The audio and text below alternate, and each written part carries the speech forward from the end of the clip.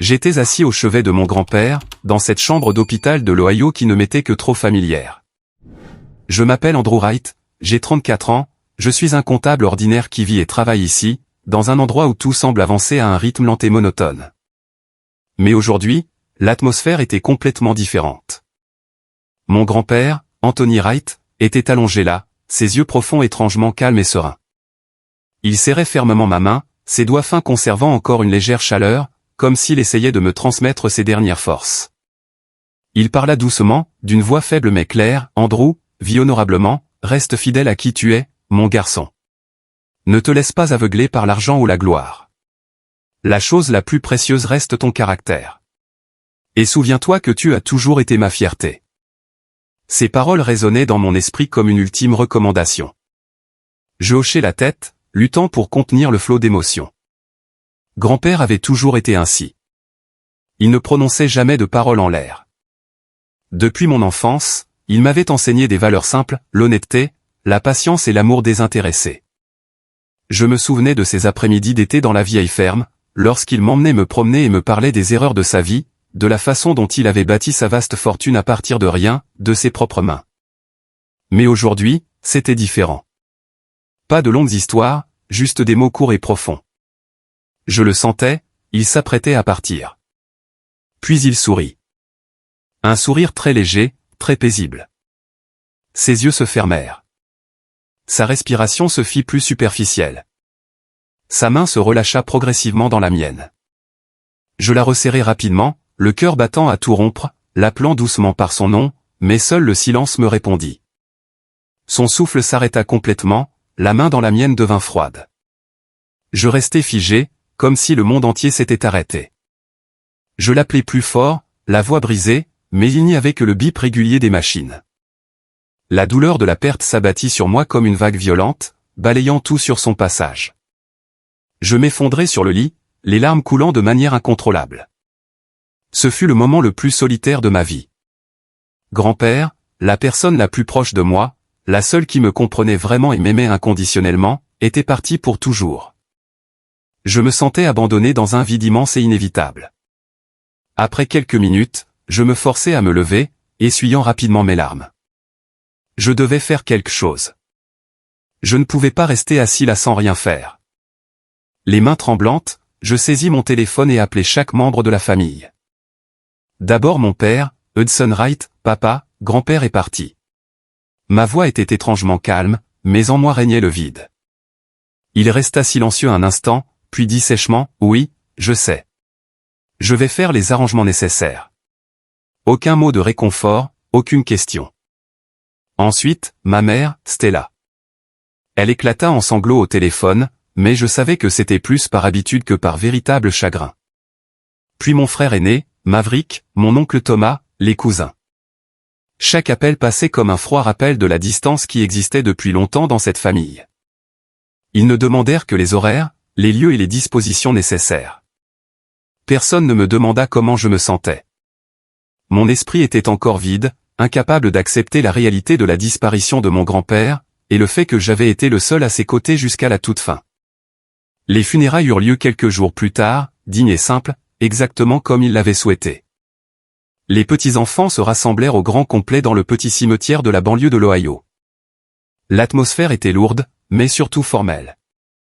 Des arrangements de fleurs blanches, des costumes noirs impeccables, mais les larmes étaient rares et vite séchées. Je me tenais tranquillement dans un coin, une douleur réelle me rongeant le cœur. Il me manquait terriblement. Son sourire, ses conseils, même les moments où il se mettait en colère quand je faisais une erreur. Autour de moi, la famille était élégamment vêtue, mais leurs yeux étaient empreints de calcul. J'entendis des chuchotements, « Combien nous a-t-il laissé ?» J'ai entendu dire que c'était une immense fortune. Qui va obtenir la plus grande part, à ton avis? Probablement Hudson. C'était comme si sa mort n'était qu'un simple transfert financier, rien de plus. J'entendis tout, mais je ne dis rien. Depuis longtemps, j'avais l'habitude d'être considéré comme insignifiant. Dans la famille, j'avais toujours été le cadet silencieux, qui ne cherchait jamais à rivaliser ou à s'imposer. Mon frère Maverick était différent, vif, vantard, toujours gâté par nos parents. L'oncle Thomas et les cousins étaient pareils. Il ne vivait que pour l'argent et le statut. Quant à moi, je voulais simplement une vie normale, travailler dur et être là pour grand-père quand il avait besoin de moi. Maintenant qu'il était parti, le vide n'en était que plus grand. Après les funérailles, chacun retourna rapidement à sa vie quotidienne. Mes parents rentrèrent chez eux à Chicago. Maverick prit l'avion pour New York pour ses affaires.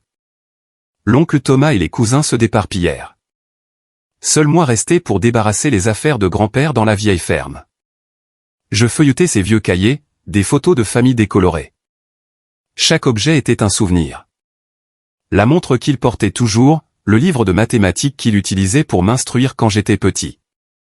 Je les rapportais dans mon petit appartement, accompagné du vide et de la sensation d'être laissé de côté. La famille s'était dispersée aussi vite que le vent, me laissant seul avec mon chagrin. 10 jours plus tard, je reçus une lettre officielle de l'avocat. Elle arriva à mon appartement avec un sceau formel. Cher monsieur Andrew Wright, veuillez vous présenter au cabinet d'avocat à Chicago le 15 de ce mois pour la lecture du testament de monsieur Anthony Wright. Mon cœur se mit à battre plus vite. Je savais qu'il était riche grâce à l'immobilier et à ses investissements, mais il avait toujours vécu simplement. Je ne m'attendais pas à grand-chose, mais cette lettre éveilla ma curiosité. M'avait-il laissé quelque chose, ou s'agissait-il simplement de ses dernières paroles? Je me rendis à Chicago l'esprit rempli d'anxiété. Le cabinet de l'avocat se trouvait dans le centre-ville, dans un gratte-ciel luxueux. Quand j'entrai dans la salle de conférence, toute la famille était déjà réunie. Hudson Wright, mon père, était assis en bout de table, le visage sévère. Stella Wright, ma mère, était assise à ses côtés, les yeux rouges, mais je savais qu'elle se forçait. Maverick était assis près de l'oncle Thomas, et les cousins étaient dispersés autour. En entrant, je fis immédiatement face à des regards de mépris mêlés de pitié, comme si tout le monde avait déjà deviné, Andrew n'obtiendrait rien. Je les saluai discrètement et pris le dernier siège libre. Maître Jenkins, un avocat âgé au visage austère, commença à lire le testament. Lorsqu'il annonça que Hudson Wright et Thomas Wright recevraient chacun 2 millions de dollars, mon père et mon oncle hochèrent la tête, incapables de masquer leur satisfaction. La pièce se remplit aussitôt d'autosuffisance, comme si tout s'était déroulé exactement comme prévu. Ensuite, monsieur Maverick Wright et les autres petits-enfants reçurent chacun 1 million de dollars. Maverick afficha un large sourire, tapant sur l'épaule de ses cousins. Des murmures enthousiastes s'élevèrent. Mon cœur battait la chamade, attendant mon tour. Grand-père s'était-il souvenu de moi, ou étais-je vraiment le laissé pour compte? Pour monsieur Andrew Wright, continua l'avocat d'une voix neutre et claire, selon le testament, il hérite de la somme de 10 dollars. La pièce devint silencieuse un court instant. Puis, des éclats de rire retentirent. Je n'eus pas besoin de regarder pour savoir qui avait commencé. Maverick ricana le premier, se tournant vers moi avec une moquerie non dissimulée. Un cousin ricana assez fort pour que tout le monde l'entende, cela correspond parfaitement à sa place. Thomas secoua la tête en feignant un soupir, d'une voix dégoulinante de pitié, seulement 10 dollars? Grand-père était vraiment direct. D'autres cousins ricanèrent. Je vis Hudson, mon père, s'adosser à sa chaise, les bras croisés, le regard visiblement satisfait, comme si ce résultat confirmait tout ce qu'il avait toujours pensé de moi. Stella me jeta un bref regard, puis détourna immédiatement les yeux, comme si cela ne la concernait pas. Les chuchotements, les regards méprisants et compatissants se mêlaient. J'étais assis là, au milieu de la pièce, me sentant comme l'illustration parfaite de l'échec qu'ils avaient toujours vu en moi. Maître Jenkins dut tapoter légèrement sur la table. Sa voix se fit plus grave et plus ferme, « S'il vous plaît, un peu d'ordre. » Il tourna la dernière page du testament et continua sa lecture, prononçant chaque mot lentement et distinctement. Veuillez noter qu'en vertu d'une clause obligatoire du testament, toute personne qui engagera des poursuites judiciaires, des réclamations ou des litiges concernant la répartition des biens hérités verra l'intégralité de sa part révoquée. L'atmosphère dans la pièce changea instantanément. Les rires s'arrêtèrent net. Je vis Maverick se figer, son sourire se crispant sur ses lèvres. Thomas se redressa, le regard soudain méfiant. Hudson fronça les sourcils, resserrant légèrement ses bras croisés. Stella regarda autour d'elle, le visage pâlissant à mesure qu'elle comprenait le sens de la clause. Maître Jenkins ferma le dossier, d'une voix froide et décidée, cette clause prend effet immédiatement après la lecture du testament. La pièce plongea dans un lourd silence. Plus de rire. Plus de moquerie. Et pour la première fois depuis le début de la lecture, je réalisais que ce silence pesait bien plus lourd que tous les rires précédents. Hudson secoua la tête, feignant la pitié, cela prouve que grand-père ne t'a jamais estimé, Andrew. Il ne t'a même pas laissé un petit coup de pouce. Maverick ajouta, tu t'es occupé de lui pendant tout ce temps comme un serviteur. Au bout du compte, cela n'a rien changé à ta place dans la famille. Les cousins éclatèrent de rire à nouveau. Je sentis le sang me monter au visage, la douleur me transperçant le cœur. En revanche, je ne discutais pas, je ne me défendis pas. Je pris silencieusement le billet de $10 des mains de l'avocat, me levai et quittai la pièce en silence, emportant avec moi les regards méprisants de ma famille et une douleur que personne ne comprenait. Sur le chemin du retour vers l'Ohio, je roulais sous la pluie, mes larmes se mêlant aux gouttes sur le pare-brise. Grand-père m'avait laissé $10. Grand-père, pourquoi as-tu fait cela? Je savais qu'il n'était pas cruel, mais pourquoi agir ainsi? L'histoire ne faisait que commencer, et je sentais une tempête approcher. La pluie tombait sans relâche, tambourinant sur le toit de la voiture, ce qui ne faisait qu'ajouter au chaos dans mon esprit. Je conduisais machinalement, les mains crispées sur le volant, essayant de rester calme pour éviter de quitter la route. Les paroles moqueuses du cabinet d'avocats résonnaient encore, le rire bruyant de Maverick, le regard pitoyable de mon père Hudson, et les hochements de tête des cousins. Ils pensaient que j'étais un raté, rien de plus qu'un serviteur. Mais mon grand-père n'avait jamais été ainsi. C'était un homme réfléchi, qui avait toujours une raison derrière ses actes. Pourquoi $10? Ce n'était pas une insulte, j'en étais certain. Couronné d'une telle incertitude, la douleur me taraudait tout de même, me donnant l'impression d'être un étranger au sein de ma propre famille de sang. Quand je revins dans mon petit appartement de la banlieue de l'Ohio, je poussai la porte et entrai, trempé jusqu'aux os. La pièce était plongée dans l'obscurité, seulement éclairée par la lumière du lampadaire filtrant à travers la fenêtre. Je m'effondrai sur le canapé sans prendre la peine d'allumer, me laissant envelopper par le noir. Le vide et l'épuisement, tant physique que mental, me laissaient sans force. La lecture du testament se rejouait dans ma tête comme une blessure ouverte, coupant de plus en plus profondément, me faisant souffrir sans fin. Je sortis le billet de $10 de ma poche, le froissai, puis le lissai de nouveau, comme si cela pouvait effacer la dure réalité. Mais non, il était toujours là, un morceau de papier usé et sans vie. Je savais qu'Anthony, mon grand-père, n'avait jamais été superficiel ni impulsif. C'était un homme d'affaires aguerri qui avait bâti un empire financier à partir des années 1960. Pourtant, il avait toujours vécu simplement, nous enseignant que l'argent n'était qu'un outil, et non une fin en soi. Il n'était pas du genre à utiliser l'argent pour humilier les autres. Cette pensée m'empêchait de voir ces $10 comme une simple moquerie. C'était peut-être un message, un test. Je souris amèrement face à cette idée. Cela ressemblait au scénario d'un film. Mes grands-pères m'avaient dit un jour, ne sous-estime jamais les petites choses, Andrew. Elles cachent souvent de grands secrets. Je pris délicatement le billet et le plaçai sous la lampe de table, unique source d'une faible lumière jaune dans la pièce. En tant que comptable, j'avais l'habitude d'examiner les détails de près, des chiffres des bilans comptables aux plus petites clauses des contrats. Je tournais et retournais le billet, vérifiant chaque bord. Au début, rien ne semblait inhabituel. Mais sous la lumière, je remarquai que quelques chiffres du numéro de série avaient été discrètement marqués à l'encre rouge. De manière très légère et précise, presque invisible à l'œil nu à moins d'y regarder de très près. Mon cœur s'accéléra. Ces chiffres, 4729. Ils se détachaient étrangement, comme s'ils avaient été délibérément mis en évidence. Qui avait fait cela? Grand-père, ou était-ce une simple coïncidence? Des souvenirs me revinrent soudain en mémoire, clairs comme s'ils dataient d'hier. Grand-père disait souvent, les chiffres ont leur propre logique. Et avec assez de patience, ils finissent par raconter leur histoire. Quand j'étais petit, il adorait jouer à des jeux avec moi, aligner des chiffres pour les décoder, faire des calculs pour trouver des schémas. Les chiffres ne mentent jamais, Andrew, disait-il. Ils sont plus honnêtes que les gens. À présent, en observant ces chiffres marqués en rouge, un frisson me parcourut l'échine. Ce n'était pas le fruit du hasard. Grand-père essayait de me dire quelque chose, à moi et à moi seul. Je ne comprenais pas encore tout à fait son intention, mais après avoir essayé d'ordonner et de comparer les chiffres marqués, je réalisai qu'il formait une séquence, quelque chose comme 4729 à 1856, comparable à un code. Étant donné qu'il s'agissait d'argent et de numérotation, un seul endroit me vint à l'esprit pour l'expliquer, la banque. La vieille banque où mon grand-père faisait des affaires depuis des années, la First National Bank dans le centre-ville de l'Ohio.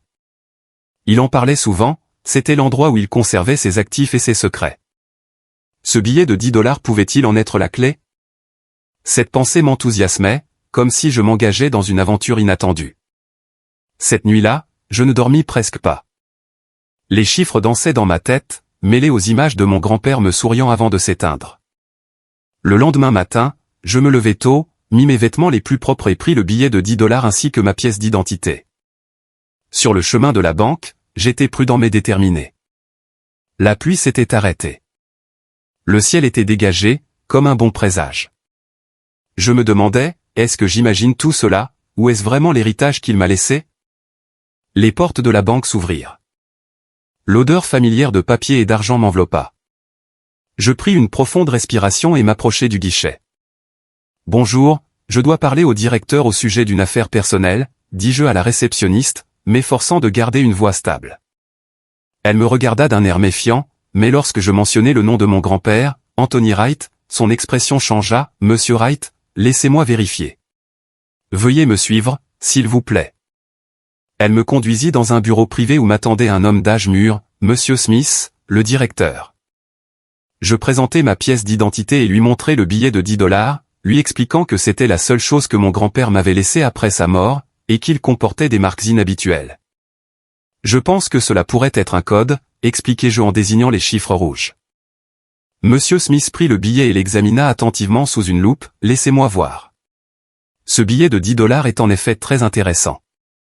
Il accéda au dossier d'archives privées que mon grand-père avait scellé il y a longtemps. L'ordinateur émit un bip et le visage du directeur devint sérieux. Monsieur Wright a laissé des instructions spécifiques, dit-il en baissant la voix, exigeant que la banque ne procède que lorsqu'une personne présenterait la preuve correcte accompagnée de la séquence de vérification. Mon cœur battait la chamade. C'était réel. Après vérification, la banque confirma que les chiffres marqués en rouge sur le billet de 10 $ constituaient le code exact enregistré par mon grand-père pour accéder à son coffre-fort privé. Ce coffre était totalement distinct du testament, de sorte qu'aucun membre de la famille n'avait le droit d'y interférer ou d'y accéder. C'est une propriété privée destinée uniquement aux détenteurs du code, souligna M. Smith. Je me sentais essoufflé par l'excitation. La vérification d'identité obligatoire prit du temps, vérification des empreintes digitales, signature, et même des questions secrètes que mon grand-père avait configurées. Le délai d'attente standard était de 24 heures, mais M. Smith accéléra le processus en raison de la clarté des dossiers, M. Wright avait tout préparé minutieusement, dit-il. Finalement, un employé de la banque me conduisit au sous-sol sécurisé, une pièce fraîche remplie de coffres robustes. Le coffre de mon grand-père, le numéro 4729, correspondant au code, s'ouvrit dans un grincement. Sous mes yeux se trouvaient 30 lingots d'or scellés, brillant sous la lumière. À côté, il y avait des portefeuilles d'actions de premier ordre d'entreprises comme Apple et Microsoft, des obligations d'État et d'autres documents financiers. La valeur totale estimée s'élevait à environ 25 millions de $. Monsieur Smith murmura ce chiffre, me faisant presque vaciller. Je restai silencieux un long moment, non pas écrasé par la somme astronomique, mais parce que pour la première fois, je comprenais pleinement la préparation silencieuse et la confiance absolue que mon grand-père avait placée en moi. Il m'avait vraiment remarqué au milieu de cette famille calculatrice. Ces lourds lingots d'or, ces certificats d'action fragiles, tout cela était la preuve de l'amour qu'il me réservait à moi seul. Des larmes coulèrent sur mon visage, mais cette fois, c'étaient des larmes de bonheur mêlées de nostalgie. Grand-père, maintenant je comprends. À l'intérieur du coffre se trouvait également une lettre manuscrite de sa part, scellée séparément dans une enveloppe, comme si elle attendait que la bonne personne l'ouvre et la lise. Je la tins de mes mains tremblantes, n'osant pas encore l'ouvrir. Après avoir accompli les formalités administratives requises et signé les reçus confirmant ma propriété, je quittai la banque, la lettre à la main, dans un état de calme inhabituel. La douleur était toujours présente, mais cette fois, je sentais clairement que je n'étais plus aussi seul qu'avant. Mon grand-père était toujours avec moi à travers ces chiffres, à travers cet héritage. Sur le chemin du retour, je me demandais, que va révéler cette lettre ? Quant à la famille, s'il venait à l'apprendre, la véritable tempête éclaterait. Je roulais lentement à travers les rues familières de l'Ohio, la brise fraîche s'engouffrant par la fenêtre entr'ouverte, apportant l'odeur de la terre humide après la pluie. Mon petit appartement apparut au bout de la route, un endroit modeste dans un quartier résidentiel calme. Je me garai, coupai le moteur et restai assis immobile pendant un long moment, les mains serrant fermement la lettre dans la poche de ma veste. Elle me semblait lourde, non pas à cause de la finesse du papier, mais de ce qu'elle contenait. Grand-père avait tout préparé avec tant de méticulosité. Cette lettre ne contiendrait certainement pas de paroles creuses. Je pris une profonde inspiration, entrai chez moi, allumai la lumière de la cuisine et m'assis à la table de la salle à manger, l'endroit où je m'asseyais souvent seul tard dans la nuit. Je restai assis en silence pendant un long moment avant d'ouvrir la lettre manuscrite de mon grand-père. Mes mains tremblaient, comme si j'avais peur qu'en l'ouvrant, la dernière trace de sa chaleur ne s'évanouisse. L'enveloppe était vieille et usée, l'écriture familière, avec ses courbes que je lui avais vu utiliser dans ses carnets de notes professionnels. Je la déchirai délicatement et en sortis la feuille soigneusement pliée. Les mots apparurent, commençant par une salutation affectueuse, « Mon cher Andrew, mon petit-fils bien-aimé, j'ai toujours vu en toi une gentillesse, une patience et un respect que l'argent ne peut acheter. Tu as été la lumière de mes derniers jours, et je t'écris ces lignes pour que tu saches que je n'ai jamais cessé d'être fier de toi. » Mon cœur se serra. Ces mots étaient chaleureux comme une étreinte du passé. Je continuai à lire, les murmurant dans mon esprit, m'efforçant de ne pas laisser mes larmes brouiller les lettres. Dans cette lettre, Anthony admettait que vers la fin de sa vie, il avait clairement vu que ses deux fils, mon père Hudson et mon oncle Thomas, ainsi que la plupart de ses petits-enfants, ne s'approchaient de lui que pour son argent. Il me rendait visite, mais leurs yeux scrutaient toujours les alentours, calculant combien je leur laisserais. Leur affection s'accompagnait toujours de combines et d'attentes matérielles, écrivait-il. Je pouvais l'imaginer écrivant ces lignes dans sa chambre d'hôpital, un sourire triste sur les lèvres. Il n'était pas en colère, mais simplement objectif, tel un homme d'affaires analysant le marché. Anthony écrivait qu'à leurs yeux, il n'était plus un être cher, mais était peu à peu devenu une source d'actifs à exploiter, une garantie pour leur confort futur. Je les voyais sourire et parler, mais derrière cela se cachaient des appels téléphoniques pour s'enquérir de mes biens immobiliers ou de mes actions. Ils ne me demandaient pas si j'avais mal ou si j'étais fatigué. Ils demandaient seulement combien de temps il me restait à vivre. Ces mots étaient tranchants mais dénués d'amertume. Cela me rappelait les réunions de famille où tout le monde s'empressait autour de lui, alors que les conversations tournaient systématiquement autour de l'argent. J'avais pensé autrefois que c'était normal, mais à présent, à travers son regard, tout était plus clair que jamais. En revanche, Anthony soulignait que j'avais été le seul à rester à ses côtés sans arrière-pensée, tu as été le seul à rester quand tous les regards étaient fixés sur l'argent. Tu m'appelais simplement pour prendre de mes nouvelles. Tu me rendais visite sans rien exiger. Tu t'es occupé de moi pendant ma maladie, non pas pour obtenir une récompense, mais par pur amour. C'est ce qui m'a poussé à te faire confiance plus qu'à quiconque dans cette famille. En lisant cela, je dus m'arrêter et respirer profondément. Grand-père avait tout vu. Les nuits passées éveillées à son chevet, à changer ses compresses humides, à écouter ses vieilles histoires. Pendant ce temps, mes parents et Maverick ne faisaient que de brèves apparitions avant de s'esquiver sous prétexte d'être occupés. Ils me faisaient confiance, et cela apaisa une partie de la blessure causée par la lecture du testament. Puis il expliqua que me laisser $10 dans son testament n'était pas du mépris, mais un test délibéré, je t'ai laissé $10 pour que tu puisses voir par toi-même le vrai visage de la famille. Tu les verrais se moquer de toi et te mépriser, et tu comprendrais ainsi qui est à tes côtés par véritable esprit de famille et qui ne reste que pour l'argent. C'est la leçon que je voulais te transmettre, Andrew. Ne les laisse pas t'exploiter comme ils ont essayé de le faire avec moi. Je restais stupéfait. Tout cela était donc planifié. Les $10 n'étaient pas une mauvaise plaisanterie, mais la clé pour révéler la vérité. Il avait tout prédit, les rires dans le cabinet de l'avocat, le sarcasme de Maverick. Il voulait que je voie clair en eux afin de ne plus me laisser tromper. Une vague d'enthousiasme m'envahit. Mon grand-père était si intelligent. Qu'avait-il prévu d'autre dans son plan? À la fin de la lettre, et exprimait le souhait que je continue à vivre simplement et à rester fidèle à mes principes, utilise ce que je te laisse pour te protéger et choisis ta propre vie au lieu d'essayer de plaire à quiconque. Tu mérites le vrai bonheur, Andrew. Je t'aime. Cela se terminait par sa signature, tremblante mais pleine d'amour. Ma gorge se noua. Les larmes tombèrent une à une sur le papier. Les émotions contenues finirent par éclater dans la pièce silencieuse. Je pleurais comme un enfant, les épaules secouées par les sanglots. Ce n'était pas de la tristesse, mais de l'émotion et de la gratitude. Grand-père avait pensé à moi à ce point, alors que toute ma vie, j'avais donné sans jamais rien attendre en retour. Dans ce flot d'émotions, mes souvenirs d'enfance me revinrent en mémoire comme un vieux film. Je me rappelais avoir été comparé et dévalorisé au sein même de ma propre famille. Depuis mon plus jeune âge, j'étais l'enfant timide et maladroit, jamais aussi vif d'esprit que Maverick. Mes parents disaient fièrement qu'il était intelligent et qu'il accomplirait de grandes choses. Quant à moi, on me mentionnait de manière détachée, Andrew s'en sort bien, mais il ne faut pas trop en attendre. Lors des réunions de famille, je me tenais silencieusement à l'écart, les écoutant rire et parler, me sentant comme de trop. Seul mon grand-père me remarquait et m'attirait vers lui, « Viens t'asseoir avec moi. Raconte-moi ce que tu as appris à l'école aujourd'hui. » Il m'écoutait, me protégeant de leurs paroles blessantes, « Ne fais pas attention à eux, Andrew.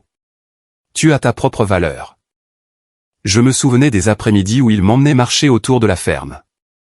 Il me tenait la main, désignant lentement les rangées d'arbres verdoyants et me disant « La vie est comme eux. Pour grandir fort, il faut de la patience. » Je le revoyais assis à mes côtés à la vieille table en bois, ouvrant son cahier usé, un crayon à la main, m'apprenant patiemment à réfléchir avec les chiffres. Il me disait que 2 + 3 ferait toujours 5, mais que réarrangés, les chiffres pouvaient raconter une autre histoire. La logique et l'honnêteté de ces chiffres apprendraient aux gens à vivre de manière intègre. Avec lui, je ressentais une sécurité rare, le sentiment d'être écouté et compris sans jugement ni exigence. Dans une famille compétitive et adepte des comparaisons, il était mon unique soutien. En grandissant, même lorsque le travail m'accaparait durant de longues journées au cabinet de comptabilité, au milieu des registres et des chiffres, je continuais à l'appeler régulièrement pour prendre de ses nouvelles. « Comment vas-tu ces temps-ci, grand-père ? Je passerai te voir ce week-end. » Je lui rendais visite en lui apportant de petits cadeaux pour les fêtes, une boîte de ses biscuits préférés ou un vieux livre de mathématiques. Ce n'était pas pour m'attirer ses faveurs, mais parce que je me souciais sincèrement de lui. Lorsqu'il tomba malade d'un cancer en phase terminale, je restais à son chevet jour et nuit, le lavant, le nourrissant et écoutant ses histoires du passé. Le reste de la famille ne venait que de temps en temps, mais j'étais là jusqu'au dernier instant, lui serrant la main alors que sa respiration s'éteignait. À présent, je réalisais que je n'avais jamais rien demandé ni exigé. Tout ce que j'avais donné venait d'un sentiment sincère, et c'était précisément ce qu'il avait vu de la manière la plus claire. De retour à la réalité, j'essuyai mes larmes et repliai soigneusement la lettre. Je compris que la fortune laissée par mon grand-père, ses 25 millions de dollars, n'était pas qu'une richesse, mais l'élément le plus susceptible d'attirer la cupidité et l'exploitation. Si je ne faisais rien, elle deviendrait le carburant d'ambition, de disputes et de nouvelles blessures, ce que mon grand-père avait tenté de prévenir dès le départ. Il avait érigé une barrière. Je les imaginais en train de la prendre, le regard avide de Maverick, l'insistance de mon père Hudson. La tempête approchait et je devais m'y préparer. Le lendemain, je pris les devants en embauchant un avocat. J'appelai un cabinet réputé de Chicago avec lequel mon grand-père avait l'habitude de travailler. Je dois mettre en place une protection d'actifs, dis-je à maître Jenkins, celui-là même qui avait lu le testament. Il fut surpris, mais lorsque je lui expliquai la situation du coffre-fort, il hocha la tête, Monsieur Anthony avait tout prévu. Nous allons établir un trust de manière anonyme afin que personne ne puisse y accéder. Nous passâmes toute la matinée à examiner les documents, planifiant de garder le tout confidentiel. Je continuais à vivre simplement et discrètement, travaillant toujours comme comptable, vivant toujours dans mon petit appartement, sans aucun changement extérieur. Mais intérieurement, je bâtissais un mur de protection, me préparant aux vagues que je savais devoir bientôt déferler. Les jours suivants s'écoulèrent dans un semblant de paix. Je continuais à me lever tôt chaque matin, à préparer mon café noir bien serré et à me rendre au bureau avec ma pile habituelle de registres. Mes collègues ne savaient rien de la fortune colossale qui reposait tranquillement sur mes comptes anonymes. Je portais toujours mes vieux vêtements usés, déjeunais dans le petit restaurant près de l'entreprise et rentrais chez moi le soir pour lire un livre ou regarder un programme télévisé simple. Mais chaque nuit, je vérifiais les courriels de maître Jenkins, m'assurant que tout était parfaitement verrouillé. Grand-père m'avait appris la patience, et j'attendais maintenant la tempête qu'il avait prédite. Je savais que la famille ne laisserait pas passer cela. Ils avaient toujours été ainsi, cupides, ne manquant jamais une occasion. Un mois passa rapidement. C'était un samedi après-midi, j'étais assis à la table de la cuisine en train de revoir les factures mensuelles, une vieille habitude pour garder l'esprit alerte. Soudain, on frappa bruyamment et avec insistance à la porte. Je fronçai les sourcils et jetai un coup d'œil à l'horloge. 16 heures. Qui pouvait bien se présenter ainsi sans prévenir? Je me levai, marchai vers la porte et regardai par le Judas. Ils étaient là, mon père Hudson, ma mère Stella et mon frère Maverick. Ils se tenaient là, le visage tendu, sans l'ombre d'un sourire. À en juger par leur regard et leur posture, mon père renfrogné, ma mère anxieuse, Maverick impatient, je savais que cette visite n'était pas motivée par de la bienveillance. Mon cœur s'accéléra. Le secret avait-il été éventé? Je pris une profonde inspiration et ouvris la porte. Sans attendre de salutation, mon père entra directement dans l'appartement sans y être invité, son regard balayant mon modeste intérieur comme s'il y cherchait des signes de richesse. Ma mère Stella suivit, serrant son sac à main plus fort que d'habitude, et Maverick referma brutalement la porte derrière lui, s'appuyant contre le mur avec un demi-sourire. Avant que je ne puisse dire un mot, mon père se tourna brusquement vers moi, d'une voix dure, « Nous devons parler. La famille c'est pour l'immense fortune que grand-père t'a laissée à toi seul. » Je restai figé pendant quelques secondes en les entendant mentionner la somme. Le secret était dehors. Une multitude de questions me traversèrent l'esprit. Comment l'avait-il découvert? J'avais gardé cela totalement confidentiel. L'avocat m'avait promis une discrétion absolue. S'agissait-il d'une fuite de la banque ou de quelqu'un du cabinet d'avocats? Mais au bout du compte, cela n'avait plus d'importance. Je ne niai rien. Inutile. Mon silence leur suffit pour comprendre. Mon père, Hudson, hocha lentement la tête, l'air de celui qui tenait déjà les cartes gagnantes. Il parla sans détour, « Ne nous le cache pas. J'ai appris par un ami à la banque que ton grand-père t'a laissé plus de 25 millions de dollars, n'est-ce pas? Pourquoi garder cela si secret? C'est une affaire de famille, pas seulement la tienne. » Je tirai des chaises pour les inviter à s'asseoir, m'efforçant de garder une voix calme malgré mon cœur qui battait la chamade. « S'il vous plaît, asseyez-vous, maman, papa, Maverick. Je ne cache rien. C'était simplement la volonté de grand-père. Je respecte exactement ce qu'il a laissé. » Mais mon père ne s'assit pas. Il faisait les 100 pas dans mon salon étroit, son impatience étant évidente. « Tu devrais te montrer plus raisonnable, Andrew. Partage cette fortune équitablement avec la famille pour maintenir la paix. Nous sommes du même sang. Tu ne peux pas tout garder pour toi. » Ma mère, Stella, intervint aussitôt, sa voix tremblante mêlant supplique et reproche. « C'est vrai, mon fils. Les liens du sang l'exigent. Je t'ai mis au monde, je t'ai élevé. Maintenant que tu en as les moyens, tu devais penser à la famille. Tu ne veux tout de même pas voir tes parents et tes frères et sœurs dans le besoin, n'est-ce pas? » Maverick fut moins diplomate que nos parents. Il s'approcha, me frappant l'épaule d'un geste faussement fraternel comme si nous étions encore proches. « Écoute, petit frère, j'ai besoin d'une part pour mes affaires. J'ai un gros projet, de l'immobilier, très rentable. S'il réussit, toute la famille en profitera. Donne-moi quelques millions. Considère cela comme un investissement. De toute façon, tu ne vas pas utiliser tout cet argent. » J'écoutais tout cela, le cœur serré par la tension. Pas un seul mot ne venait d'une attention sincère à mon égard. Il n'était pas venu pour prendre de mes nouvelles, mais pour l'argent, exactement comme grand-père l'avait pressenti. Je pris une profonde inspiration, gardant une voix calme mais ferme. « Je suis désolé, mais c'est non. Ce sont des biens que grand-père a préparés spécifiquement pour moi, totalement en dehors du testament. Je n'ai aucune obligation de les partager, et je respecterai sa volonté. » L'atmosphère changea instantanément.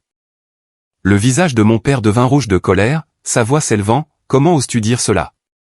Assez d'égoïsme. Tu as manipulé ton grand-père quand il était vieux et faible, le flattant pour qu'il te laisse tout. Tu trahis la famille. » Il me pointa du doigt, criant de manière incontrôlée. Ma mère éclata en sanglots. « Andrew, comment as-tu pu devenir comme ça? Je suis tellement déçu de toi. Nous sommes ta famille. Tu ne peux pas tourner le dos à tes parents ainsi. » Maverick intervint d'une voix dure et haineuse. « Pour qui te prends-tu? Grand-père ne t'a laissé cela que parce que tu as fait semblant de te soucier de lui. Maintenant, ton vrai visage apparaît. Partage, ou considère que nous ne sommes plus frères.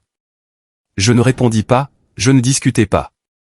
De douloureux souvenirs d'enfance refirent surface, mais je m'en tins à mon calme ultime. Je me levai, d'une voix basse et résolue, je pense que cela suffit pour aujourd'hui. S'il vous plaît, partez. Nous ne devrions pas continuer à parler sous le coup de la colère. Ils partirent furieux, la porte se refermant avec un bruit sec. Je me laissai tomber sur ma chaise, les mains encore tremblantes. Une question tournait en boucle dans mon esprit, comment avait-il découvert la vérité? Et surtout, je savais qu'il ne s'arrêterait pas là. Cette nuit-là, je ne dormis presque pas. De vieux souvenirs tourbillonnaient dans ma tête, en particulier ce moment où mon grand-père m'avait parlé de mon père, d'une voix basse et lente, « Ton père est ambitieux mais il manque de patience. Ne le laisse pas t'entraîner dans sa voie. » Ces mots prenaient à présent tout leur sens. Le lendemain matin, j'appelai immédiatement Maître Jenkins pour lui raconter l'incident. Il m'écouta, puis me dit brièvement et avec assurance, « Ils reviendront. Mais ne vous inquiétez pas, nous sommes préparés. » Quelques jours plus tard, il revint en effet, cette fois plus nombreux. On frappa à ma porte dans la soirée, alors que je dînais seul. En ouvrant, je vis toute la famille élargie, mes parents, Maverick, Thomas et plusieurs cousins. Ils s'engouffrèrent dans mon petit appartement, transformant mon espace paisible en un véritable champ de bataille. Thomas rompit le silence en premier, s'avançant d'une voix forte pour tenter de s'imposer d'emblée, « Andrew, nous devons mettre les choses au clair. Tu ne peux pas garder tout l'argent de grand-père ainsi. Ce n'est pas seulement ton affaire. » Ma mère, Stella, se laissa tomber sur le canapé en sanglotant bruyamment, la voix entrecoupée de « Ok, mon fils, pense à tous les efforts pour t'élever. Je t'ai élevé à travers toutes ces années de difficultés. L'as-tu oublié? Maintenant que la famille est dans cette situation, tu ne peux pas te détourner. » Maverick enchaîna immédiatement, adoptant un ton à moitié menaçant, à moitié mielleux, « Écoute-moi, Andrew. Partage équitablement. Tout le monde doit en avoir une part. Tu ne vas pas utiliser tout cet argent. J'ai juste besoin d'une part pour mes affaires, un investissement sérieux. Si cela réussit, toute la famille en bénéficiera. » Je regardai chacun de ces visages familiers, puis parlai lentement, sans élever la voix, mais de manière à couper court aux accusations, « Et qu'en était-il lors de la lecture du testament ?» La pièce resta silencieuse un instant. Je continuai, chaque mot résonnant clairement, « Quand tout le monde a entendu que grand-père ne me laissait que $10, est-ce que quelqu'un s'est levé pour me réconforter? Quelqu'un a-t-il proposé de partager son propre héritage avec moi? Ou est-ce que tout le monde s'est contenté de rire, de se moquer et de me traiter comme si je n'existais pas? » Personne ne répondit. Quelques-uns baissèrent les yeux, d'autres détournèrent le regard. Je poursuivis, la voix plus basse mais sans pouvoir masquer mon amertume, « À l'époque, personne n'a mentionné l'éthique familiale ou l'équité. C'est seulement lorsque vous avez appris que j'avais de l'argent que tout le monde s'est souvenu que je faisais partie de la famille. » Chacun y alla de son argument, invoquant la morale familiale ou le partage équitable. Un cousin s'indigna, « Grand-père appartenait à tout le monde, ses biens devraient donc être partagés aussi. » L'oncle Thomas intervint aussitôt, le ton sec et sans phare, « Assez d'égoïsme, Andrew. La famille a besoin d'argent pour s'en sortir, pour investir. Tu ne peux pas rester à l'écart. » Je me tenais debout au milieu de la pièce, écoutant tout cela en silence. Mon cœur battait la chamade sous la pression de tous ces regards et de toutes ces voix. Les accusations se superposaient, chaque phrase résonnant comme un verdict, rendant l'atmosphère étouffante, comme lors d'un procès sans juge. Quand le calme revint un instant, je parlais d'une voix calme mais résolue, « Je respecte tout le monde, mais la décision de grand-père mérite le même respect. C'était sa volonté privée, ce n'est pas un sujet de négociation ou de partage. » Frustré, l'oncle Thomas frappa du poing sur la table, élevant la voix, « Si tu refuses, je t'attaque en justice. Je réclamerai des droits d'héritage équitables pour tout le monde. » La pièce retomba dans le silence. Tous les regards se tournèrent vers moi, guettant ma réaction. Je souris légèrement, d'une voix toujours égale et sereine, « Allez-y, poursuivez-moi en justice si vous pensez que c'est la bonne solution. Je ne vous en empêcherai pas, et je n'en ai pas peur. » Je marquai une pause, puis continuai, « Mais grand-père a inclus une clause interdisant toute poursuite judiciaire ou contestation du testament. Quiconque l'enfreint perd la totalité de sa part désignée. vos 2 millions, oncle Thomas, le million de Maverick, tout. La stupeur se lut sur chaque visage. Mon père, Hudson, pâlit, la voix tremblante de rage, comment oses-tu me parler sur ce ton? Pour qui te prends-tu, Andrew?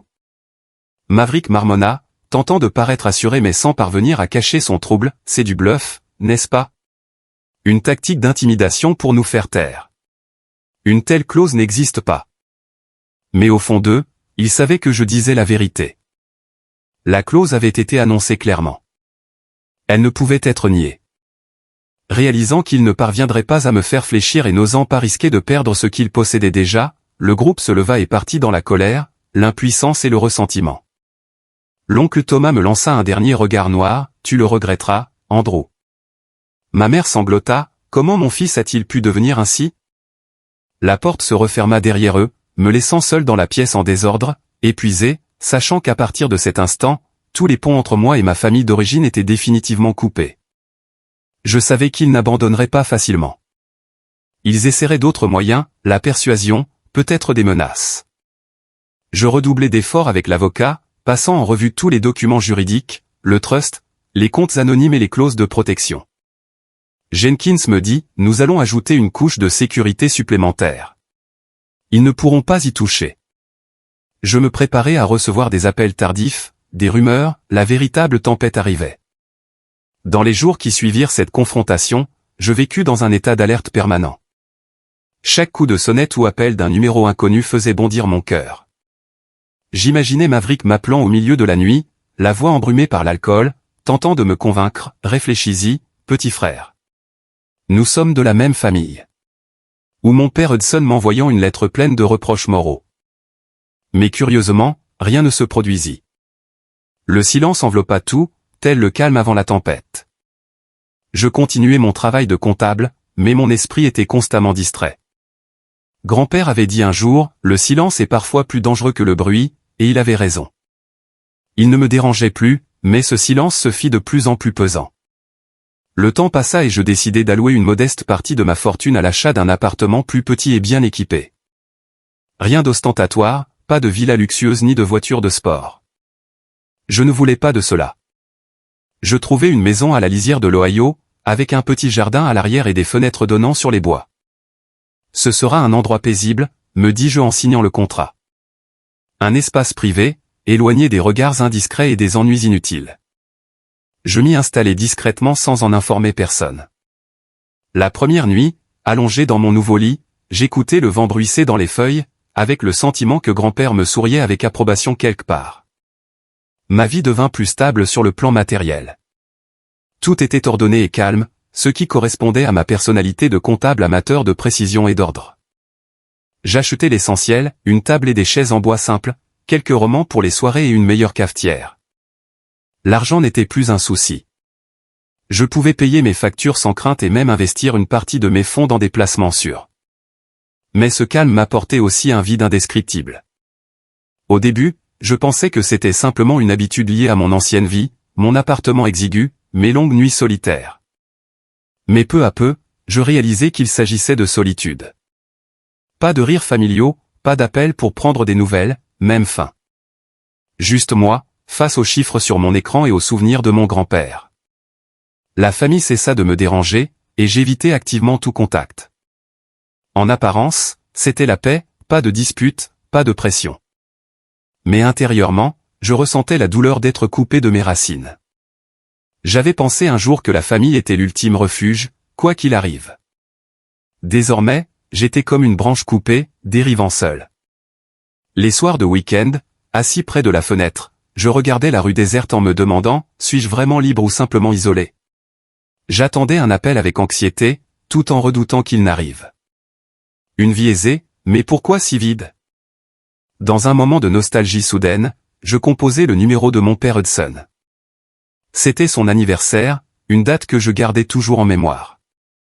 Le téléphone sonna quelques fois, puis sa voix résonna, glaciale, pourquoi m'appelles-tu? J'hésitais, bonjour, papa. C'est ton anniversaire. Je t'appelle pour te souhaiter. Mais il me coupa la parole d'un ton sec, souhaiter quoi? Comment oses-tu encore m'appeler? Je t'ai renié.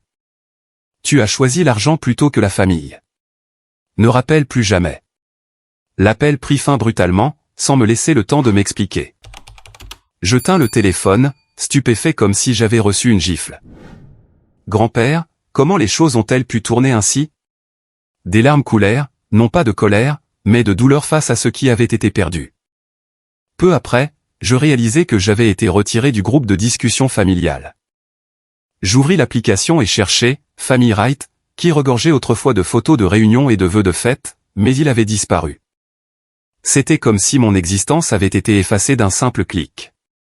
Je vérifiai la liste d'amis de Maverick, j'étais bloqué. Cette sensation me fit l'effet d'un coup de poing dans la poitrine. Je ne faisais plus partie de leur vie. Ils m'avaient supprimé aussi facilement qu'un vieux message. Je restais assis à fixer l'écran noir, le cœur vide.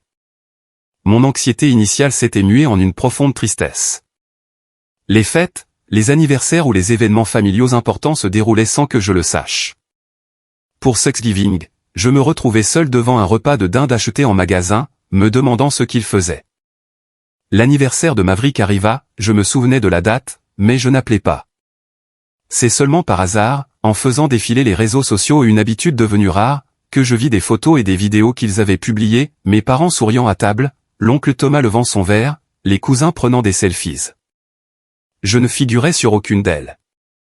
Je réalisais que j'étais un parfait étranger regardant à travers une vitre. À chaque fois, mon cœur se serrait. Ils étaient heureux sans moi. Étais-je vraiment si superflu? Une fois, à Noël, la nostalgie fut trop forte. Je me rendis en voiture chez mes parents à Chicago, apportant un petit cadeau, la vieille montre de mon grand-père, espérant ainsi combler le fossé. Une neige légère tombait. L'atmosphère festive était partout, mais mon cœur battait à tout rompre comme si j'entrais dans la gueule du loup. Je frappai. Ma mère Stella m'ouvrit, son visage se décomposant, « Qu'est-ce que tu fais là ?» Mon père Hudson cria depuis l'intérieur, « Dehors.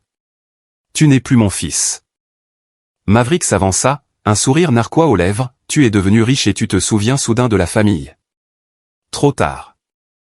Des insultes blessantes fusèrent comme des coups de couteau. Je restai planté là, la neige tombant sur mes épaules, essayant de m'expliquer, je voulais juste vous souhaiter un joyeux Noël. Mais ils secouèrent la tête froidement et me fermèrent la porte au nez. Je repartis discrètement, conduisant dans l'obscurité pour rentrer chez moi, réalisant que cette porte était verrouillée depuis bien longtemps. Mes larmes brouillaient la route. Je me demandais, pourquoi est-ce que j'espère encore? À chaque fois, ce n'était pas de la colère que je ressentais, mais un vide paisible qui se propageait dans mon cœur, la triste certitude d'avoir toujours été l'intrus au sein de ma propre famille de sang. Allongé sur mon lit, les yeux fixés au plafond, je laissais mes souvenirs revenir lentement. Je me rappelais les dîners de famille où j'étais toujours assis au bout de la table, écoutant silencieusement les autres parler. Jamais on ne me demandait mon avis, personne n'attendait ma parole. Seul grand-père y prêtait attention, me serrant contre lui, « Viens là avec moi. Raconte-moi ce que tu as appris aujourd'hui. » Maintenant qu'il était parti, je n'étais plus qu'une ombre, égarée dans un lieu qui aurait dû être le mien. Ma vie matérielle était plus confortable qu'avant, mais cette richesse ne pouvait combler ma solitude déchirante. J'évitais progressivement les réseaux sociaux, fuyant toute image ou rappel de mon ancienne famille. Mais la tristesse continuait de s'insinuer en moi, s'accrochant obstinément, en particulier lors de mes nuits d'insomnie. Le paroxysme de cette situation survint le jour de mon mariage. J'avais rencontré Sarah, une collègue du cabinet de comptabilité, lors de séances de travail tardives. Douce et compréhensive, son sourire chaleureux m'aidait à oublier la douleur. Nous tombâmes amoureux discrètement et décidâmes de nous marier après 1 an de relation. Le mariage fut intime, réunissant seulement nos amis et les proches de Sarah. J'avais envoyé des invitations à ma famille, espérant un miracle, mais personne de mon côté ne se présenta. Un côté de l'église resta désespérément vide. Les parents de Sarah chuchotaient, « Où est la famille du marié ?» Je me tenais là, dans mon costume, incapable de dissimuler mon embarras et mon malaise. Le visage me brûlait. J'essayais de sourire, mais mon cœur souffrait profondément. Au moment où le prêtre demanda, si quelqu'un s'oppose à cette union, la nef resta silencieuse, conformément à la tradition. Mais pour moi, ce silence signifiait autre chose. Ce n'était pas un consentement, c'était le vide laissé par ceux qui auraient dû être présents. Je ressentais douloureusement cette absence, comme si mon passé était mis à nu devant des inconnus assis dans l'assemblée. Mes parents n'étaient pas venus. Aucun message de Maverick. L'oncle Thomas et les cousins avaient complètement disparu, comme s'ils n'avaient jamais existé dans ma vie. Je regardais Sarah. Ses yeux trahissaient un peu d'inquiétude et de pitié, mais aussi assez de tendresse pour me donner de la force. À cet instant, je compris que même si le monde entier me tournait le dos, je n'étais pas seul. Heureusement, mon épouse, Sarah Wright, était une femme douce et compréhensive. Elle ne me posa pas de questions, se contentant de me serrer discrètement la main sous la table de réception, murmurant, à partir de maintenant, tu m'as moi. Tout ira bien. Ces mots agirent comme un baume, apaisant l'humiliation et la perte. Nous dansâmes sous les lumières tamisées, et pour la première fois, je sentis que j'avais trouvé ma place. Pourtant, parfois, lorsque j'étais seul, pendant que Sarah dormait ou que je travaillais tard, je ne pouvais m'empêcher de ressentir un pincement au cœur en pensant à mon ancienne famille. Les choses auraient pu être différentes si l'argent n'avait pas tout gâché. J'imaginais un autre monde où ils souriaient à mon mariage, me serrant dans leurs bras, mais la réalité était implacable. Je me souvins des paroles de mon grand-père, « Tu dois choisir ta propre vie », et c'est ce que je faisais. Finalement, je réalisais peu à peu que certaines relations ne peuvent être sauvées par des sacrifices unilatéraux. Dès lors, je mis le passé de côté pour me concentrer sur la construction et la protection de ma propre famille. Sarah et moi achetâmes une maison un peu plus grande, nous préparant pour l'avenir. Je me consacrais à mon travail, à mes lectures et à elle, le seul endroit où j'avais véritablement ma place. Ma vie aisée mais solitaire laissa peu à peu place à une véritable paix. 2 années s'écoulèrent comme un rêve paisible, sans vagues. Ce fut l'époque où j'appris à vivre sans regarder en arrière, sans laisser les vieux fantômes me hanter. Sarah et moi nous étions installés dans notre nouvelle maison, une chaleureuse demeure en bois dans la banlieue de l'Ohio, dotée d'un jardin assez grand pour accueillir quelques parterres de fleurs, ainsi qu'une petite table et des chaises de jardin. Nous ne dépensions pas de manière excessive. Tout restait simple, mais nous avions désormais de la place pour nos projets d'avenir. Je travaillais toujours comme comptable, passant mes journées devant des registres et des chiffres. Mais ce travail n'était plus un fardeau. C'était un plaisir, un moyen de garder l'esprit alerte, comme mon grand-père me l'avait enseigné. Sarah travaillait à temps partiel à la bibliothèque voisine. Le soir, nous cuisinions ensemble, lisions des livres ou restions simplement assis l'un à côté de l'autre, écoutant le vent bruisser dans les feuilles. La vie était si paisible que je me demandais parfois si c'était la réalité ou simplement le calme avant la tempête. Puis ce jour arriva, le jour où Sarah donna naissance à notre fils. C'était un matin de printemps, alors que les fleurs de cerisier commençaient à éclore devant la fenêtre de l'hôpital. Sarah serrait fermement ma main dans la salle d'accouchement, le visage pâle de douleur, mais son sourire restait vaillant. Quand le premier cri retentit, le monde autour de nous sembla s'arrêter. Un tout petit garçon à la peau rose et aux yeux clos. Nous l'appelâmes Lucian, ce qui signifie la lumière, car il était le rayon de soleil qui nous guidait à travers les années sombres. Le jour de sa naissance fut paisible. Juste nous trois dans la chambre d'hôpital, avec le médecin et les infirmières qui nous félicitaient en souriant. Personne de mon ancienne famille ne se présenta. Aucun appel, aucun message, aucune fleur. J'avais envoyé des faire-part, une vieille habitude difficile à perdre, mais je n'attendais rien. Et en effet, ils ne vinrent pas. Mais cette fois, je n'attendis plus et ne ressentis aucune déception. Toute mon attention et mon amour étaient entièrement voués au petit ange dans mes bras et à la femme qui avait marché à mes côtés durant les jours les plus sombres. Je tins doucement Lucian, ressentant la chaleur fragile de son petit corps, puis je regardai Sarah, son sourire fatigué mais tendre encore visible sur son visage. À ce moment-là, je sus que j'avais fait le bon choix. Mon ancienne famille appartenait au passé. Ici, Sarah et Lucian représentaient le présent et l'avenir que je voulais protéger. Sur le chemin du retour avec le bébé, je conduisais plus lentement que d'habitude, jetant parfois un coup d'œil à Lucian qui dormait paisiblement dans son siège auto, le cœur rempli d'un mélange d'excitation et de détermination. Je me promis d'être un père fort pour que mon fils n'ait jamais à endurer les blessures que j'avais subies. La vieille tempête semblait s'être éloignée, mais au fond de moi, je savais que la vie ne serait jamais totalement tranquille. Et cette fois, j'étais prêt à y faire face, et je n'étais plus seul. Ma vie prit peu à peu un rythme paisible. Chaque matin, je me levais tôt, préparais le café pour Sarah, puis serrais Lucian dans mes bras avant de partir au travail à l'heure. Le cabinet de comptabilité était toujours le même, des piles de dossiers, des chiffres logiques. Mais désormais, je rentrais plutôt chez moi, impatient de passer la soirée avec ma femme et mon fils. Nous partagions des repas simples mais réconfortants, des pâtes faites maison, une salade fraîche du jardin, accompagnée des rires de Luciane qui s'amusait avec ses jouets. Ces moments me faisaient ressentir la valeur de la stabilité, non pas de l'argent, mais de la paix issue des petites choses. J'investis une partie de l'héritage dans un fonds d'études pour Luciane et dans des actions sûres, tout en maintenant un mode de vie modeste. Grand-père serait fier, pensais-je. L'anxiété initiale concernant l'avenir avait fait place à une joie simple. J'avais tout ce qu'il me fallait. J'avais presque cessé de penser à mon ancienne famille, m'efforçant de mettre de côté les souvenirs douloureux pour me concentrer sur le présent. J'avais supprimé leur numéro de mes contacts et j'évitais les réseaux sociaux pour ne pas tomber sur leurs photos par mégarde.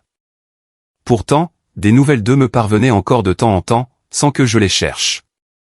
Un jour, j'appelai une parente éloignée, une tante vivant à la campagne, simplement pour prendre des nouvelles de sa santé car je m'étais soudain souvenu d'elle. Elle me raconta en détail, la voix pleine de regrets, que la famille traversait un véritable chaos. Depuis qu'ils avaient reçu l'héritage, tout avait changé. Mon cœur s'accéléra, non par curiosité, mais parce qu'une inquiétude familière se manifesta de nouveau. Je me demandais comment ils allaient et si ces bouleversements risquaient encore d'affecter la vie paisible que je m'efforçais de préserver. D'après les récits de ma tante et d'anciens voisins avec qui j'étais parfois en contact, comme le voisin qui habitait à côté de chez mes parents à Chicago, j'appris que depuis qu'ils avaient reçu l'argent de l'héritage, ma famille s'était lancée dans des investissements risqués.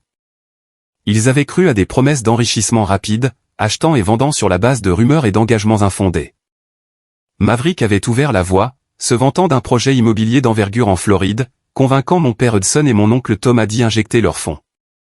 Ils pensaient que leur argent allait doubler, me confia le voisin au téléphone, la voix amère. Mais je vois bien qu'ils étaient aveuglés. J'écoutais sans faire de commentaires, mais je ressentais de l'inquiétude. S'ils s'effondraient, ils finiraient par revenir vers moi. L'argent avait été dépensé de manière incontrôlée. Leur maison avait été rénovée de façon luxueuse, mes parents avaient installé une cuisine en granit importé, l'oncle Thomas avait ajouté une piscine. Les voitures étaient constamment remplacées, passant de Mercedes à BMW. S'ensuivirent des voyages extravagants en Europe ou à Hawaï, et des fêtes interminables arrosées de vins coûteux, comme si cet argent était inépuisable. Ma tante me dit, il publie tout le temps des photos sur Facebook. Tu sais que la fête d'anniversaire de Maverick était extravagante, il avait invité des centaines de personnes. Je me les représentais souriant, trinquant, tandis que mon grand-père secouait la tête depuis l'éternité.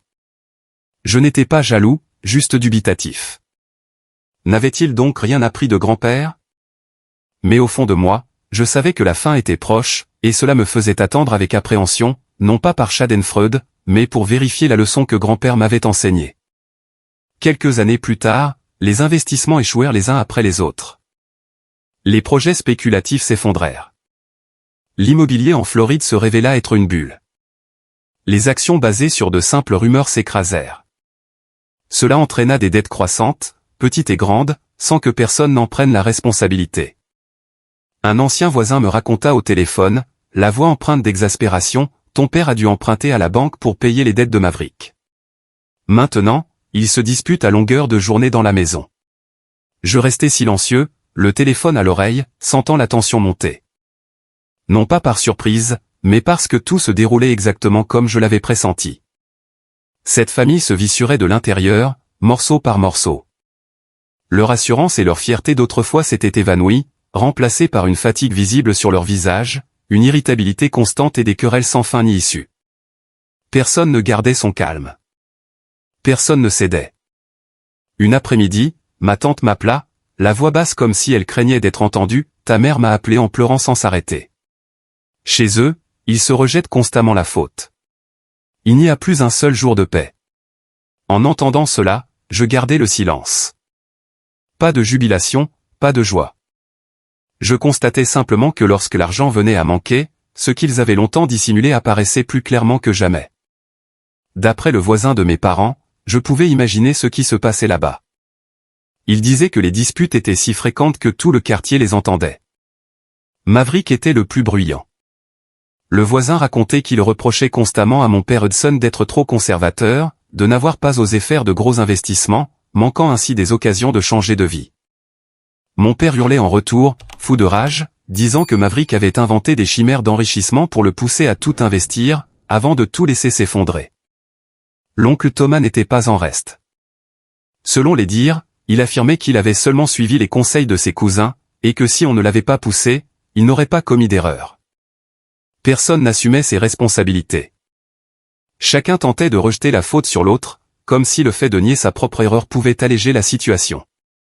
Le voisin soupira, racontant que la semaine précédente, il s'était disputé si fort que tout le quartier était au courant. Maverick était parti après cette dispute et n'était pas revenu.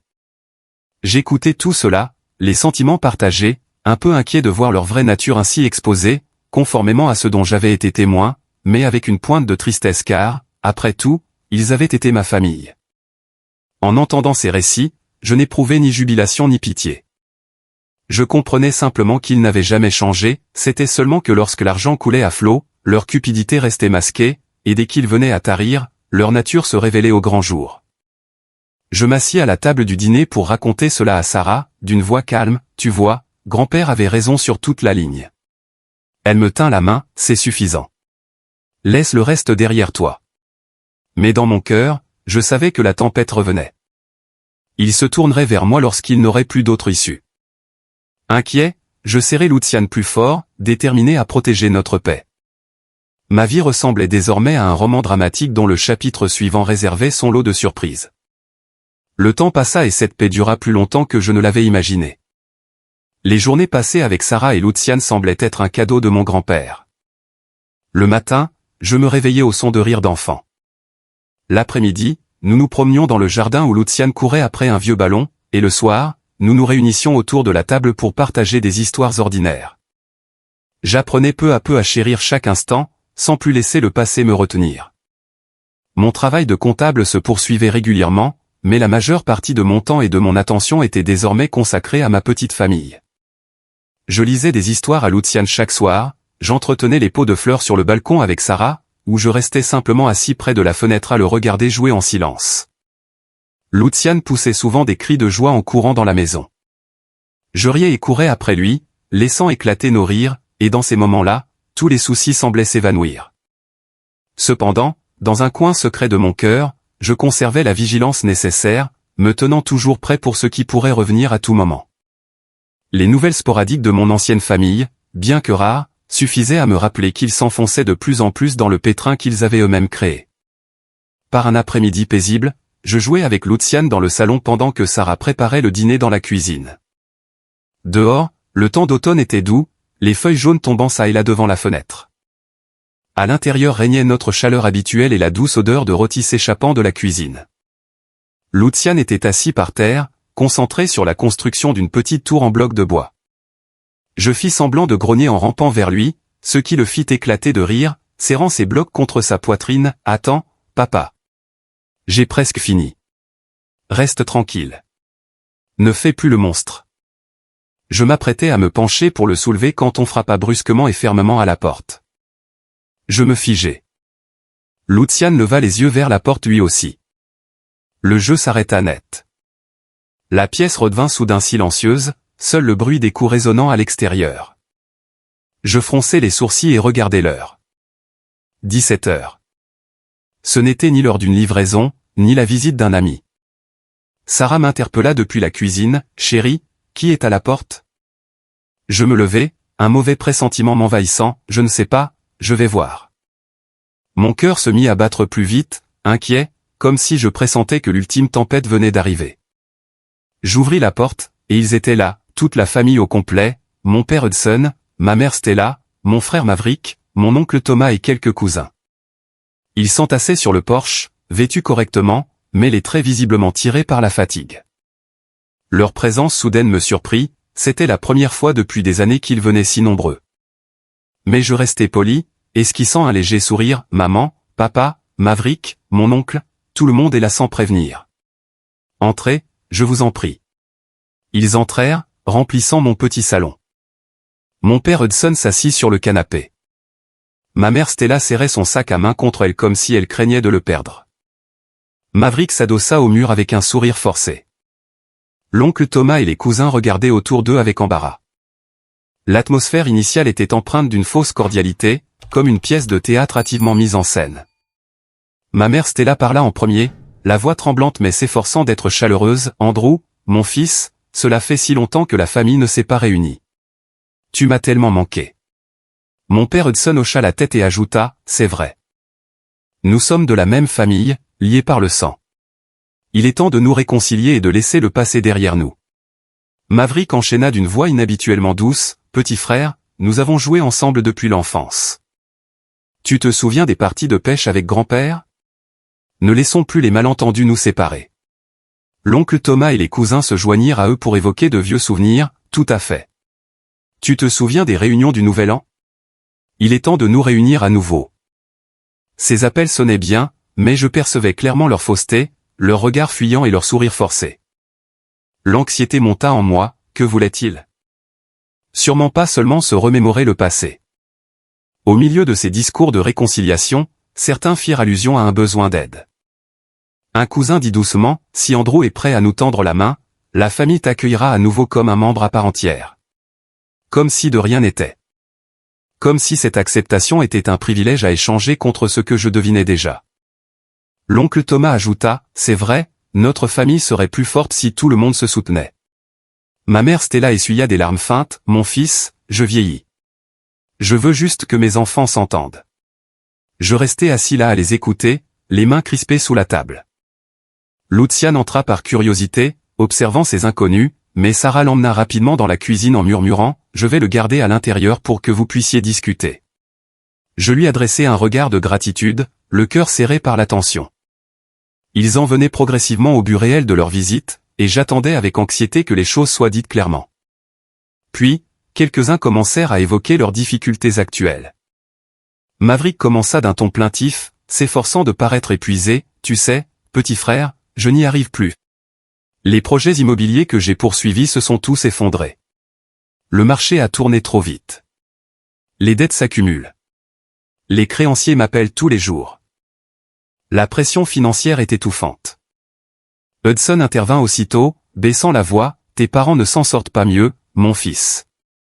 Depuis que tout s'est effondré, nous avons dû vendre nos biens, en économisant sur la moindre dépense. Il y a eu des erreurs dans le passé, mais qui n'a jamais trébuché dans la vie? » Thomas secoua la tête en soupirant, poursuivant sur un ton larmoyant, « J'ai accordé trop de confiance aux gens.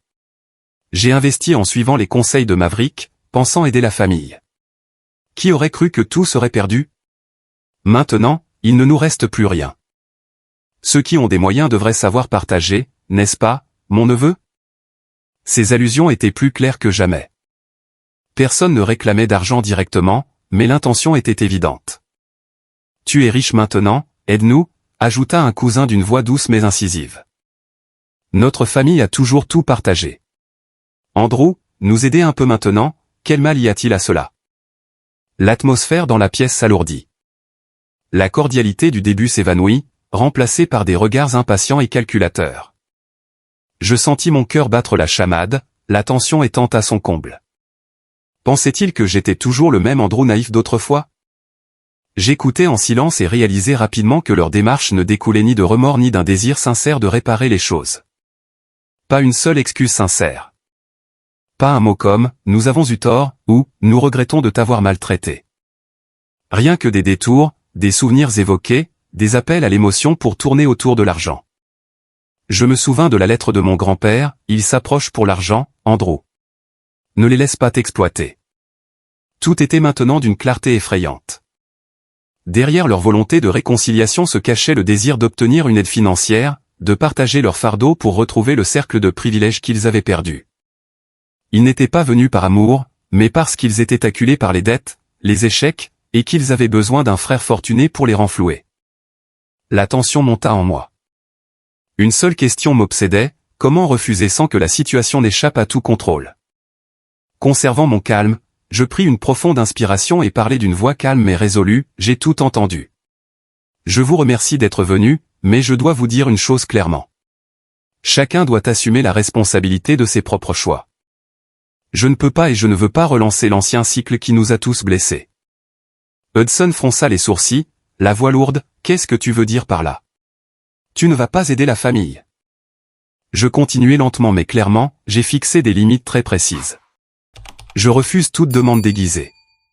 Je n'interviendrai pas, je ne subviendrai pas à vos besoins et je ne réglerai pas les conséquences des erreurs d'autrui. Grand-père m'a laissé cet argent pour que je mène ma propre vie, pas pour réparer les erreurs des autres. Maverick bondit, la voix dure, assez d'égoïsme. Nous sommes du même sang. Vas-tu vraiment nous tourner le dos? Thomas marmonna avec mécontentement, tu as changé, Andrew. Tu n'es plus le même qu'avant. Stella éclata en sanglots, la voix chevrotante, comment mon fils a-t-il pu devenir ainsi? Mais je ne faiblis pas. Je secouai simplement la tête, d'une voix plus basse, je suis désolé, mais ma réponse reste non. S'il vous plaît, partez. La famille élargie quitta les lieux dans une atmosphère pesante, mêlée de déception, de frustration et de dépit. Maverick me lança un dernier regard noir, tu le regretteras. Hudson secoua la tête, la voix froide, je n'ai plus de fils. La porte se referma, laissant une atmosphère étouffante. Sarah sortit de la cuisine, m'entourant de ses bras, me demandant doucement, ça va? Je sais que ce n'est pas facile, mais tu n'es pas seul face à cela. Je hochai la tête, mais je restais sur mes gardes. Ils n'abandonneraient pas si facilement. Et en effet, dans les jours qui suivirent, ils tentèrent à nouveau leur chance de temps en temps. Parfois, Stella m'appelait en pleurant, mon fils, aide juste un peu ta mère. Je ne sais plus vers qui me tourner. Parfois, Maverick m'envoyait un message, juste un prêt temporaire, je te promets de te rembourser dès que j'aurai redressé la situation. Thomas passa même une fois, m'apportant une vieille photo en guise de cadeau avant d'abattre ses cartes, aide ton oncle à payer cette dette, juste cette fois, au nom des liens familiaux. Mais la fréquence de leurs tentatives diminua peu à mesure qu'ils comprenaient que ma détermination était inébranlable. Je me contentais de répondre brièvement la même chose à chaque fois, non, je suis désolé, mais j'ai été très clair. Je ne peux pas faire cela. Pas de dispute, pas de longues explications. Je savais que le silence et des limites bien définies constituaient la meilleure des réponses. J'entretins cette distance.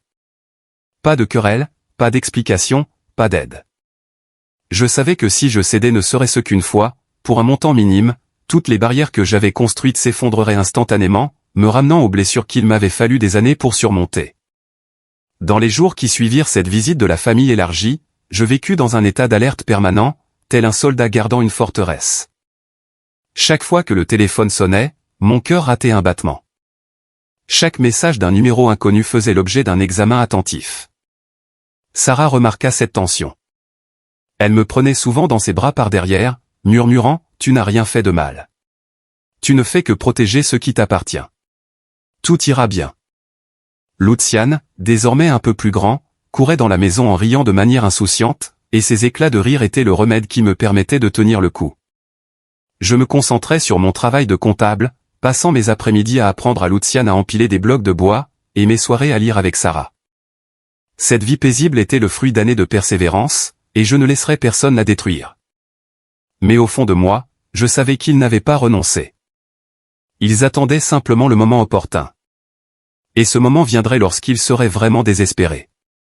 Un jour, alors que j'étais concentré sur mon travail au bureau, je reçus un appel inattendu de Stella, ma mère. Elle ne m'avait pas contacté depuis des années, ce simple fait suffit donc à me stupéfier. Le numéro familier mais lointain s'afficha sur l'écran et je dus m'arrêter pour le fixer pendant plusieurs secondes avant de décider de décrocher. Je pris une profonde inspiration et acceptai l'appel. Sa voix me parvint, brisée et paniquée, bien différente des fois précédentes, Andrew. Maman ne sait plus quoi faire.